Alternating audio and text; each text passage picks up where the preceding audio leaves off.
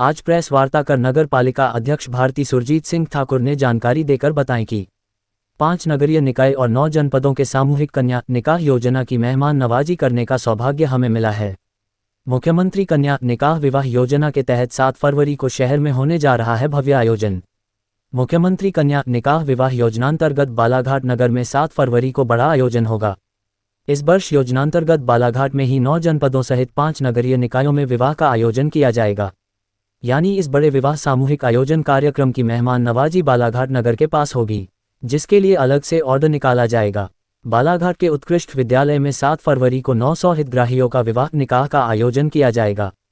यह बारात पावर छात्रावास से निकली जाएगी। 2 बजे से इनका रजिस्ट्रेशन चालू हो जाएगा। 4 बजे बारात निकलने का समय रखा गया है। ये वैवाहिक कार्यक्रम संपन्न हो रहा है और ये हम सबके लिए बड़े ही गौरव का विषय तो है ही कि जहां भारतीय जनता पार्टी की सरकार ने आने के बाद ऐसी योजनाओं का संचालन किया है जिससे महिला सशक्तिकरण के क्षेत्र में एक अद्भुत पहल हुई है, एक ठोस कदम उठाया है कि कैसे महिलाएं सशक्त बने। बच्चियां जहां पहले अभिशाप समझी जाती थी, माता पिता इसलिए डरते थे कि जन्म लेने के बाद इनका विवाह हम कैसे करेंगे, इन सब बातों को ध्यान में रखते हुए उनकी पढ़ाई लिखाई के खर्चे, ये सारे विभिन्न अलग अलग योजनाओं के माध्यम से सरकार उठा रही है। और पंडित दीनदयाल उपाध्याय जी जो हमारे प्रणेता कहे जाते हैं, हम जिनके सिद्धांतों पर भारतीय जनता पार्टी चलती है, तो उनका जो अंत्योदय का सिद्धांत उसको ध्यान में रखते हुए उनके आदर्शों पर चलते हुए इन सारी योजनाओं का संचालन किया जाता है बच्चियों के लिए, बालिकाओं के लिए। और इसी क्षेत्र में ये एक अद्भुत पहल मुख्यमंत्री जी के द्वारा सराहनीय कदम मुख्यमंत्री कन्या विवाह योजना।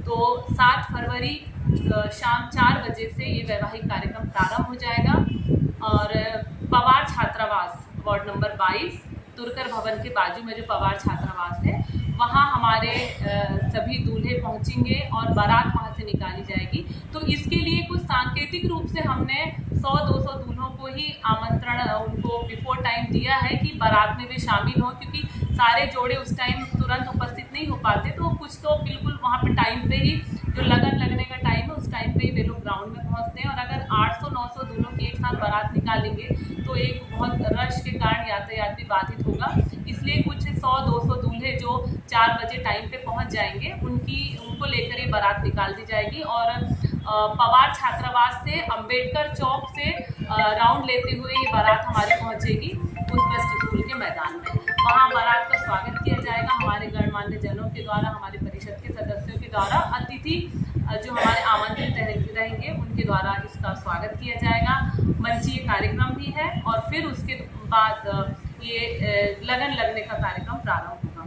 और मैं आपको बता देना चाहती हूँ कि रजिस्ट्रेशन जो 2 बजे से चालू हो जाएगा उसमें हमने टोकन की व्यवस्था की है। तो जो अलग अलग ब्लॉक से हमारे जोड़े आएंगे इनकी संख्या निर्धारित है, तो ये ब्लॉक वाइज इनको अलग अलग स्थान दिया जाएगा। जो जोड़े जिस ब्लॉक से रिलेटेड है वो प्रॉपर उस खंड में जाकर ही व्यवस्थित होंगे। उनकी लगन, उनका वैवाहिक कार्यक्रम उसी पंडाल में किया जाएगा। जो वहाँ पे लिखा होगा कि वारासिवनी के हैं तो वो वारासिवनी वाले पंडाल में जाएंगे, बालाघाट के हैं तो बालाघाट के, लांजी, किरनापुर, सबकी अलग अलग व्यवस्था की गई है और हर ब्लॉक के कलर अलग अलग दिए गए हैं। तो इसमें क्या होगा कि उन लोगों को जो टोकन दिया जाएगा वो नंबर वाइज तो रहेगा टोकन, लेकिन उस टोकन का कलर रहेगा। तो जिस कलर का टोकन उनका रहेगा उसी कलर के उन्हें ब्लॉक में जाना है। तो इसमें उनके संबंधी जो रिश्तेदार हैं या और अन्य लोगों को ढूंढने में दिक्कत नहीं होगी। तो ये टोकन की व्यवस्था रजिस्ट्रेशन के समय की गई है, तो इसमें हौच पौच भी नहीं होगा और उन्हें भटकना नहीं पड़ेगा। इसके अलावा मैं आपको बता देना चाहती हूँ कि पिछले समय जो हमारे यहाँ सामूहिक विवाह होते थे उसमें दहेज दिया जाता था। दहेज स्वरूप इन्हें कुछ उपहार स्वरूप कुछ सामग्री प्रदान की जाती थी माननीय मुख्यमंत्री जी के द्वारा। लेकिन इस बार जो 49,000 रुपये जो हैं वो डायरेक्ट उस बच्ची के खाते में जाएंगे, बैंक अकाउंट में उस बच्ची के खाते में पहुंचाए जाएंगे।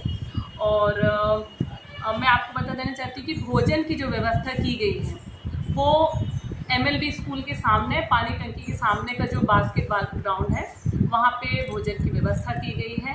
तो वहाँ हमारे सभी जो अतिथिगण आमंत्रित हैं और हमारे जो जोड़ों के जो परिवार वाले साथ में आएंगे उन सब के लिए वहाँ भोजन की व्यवस्था की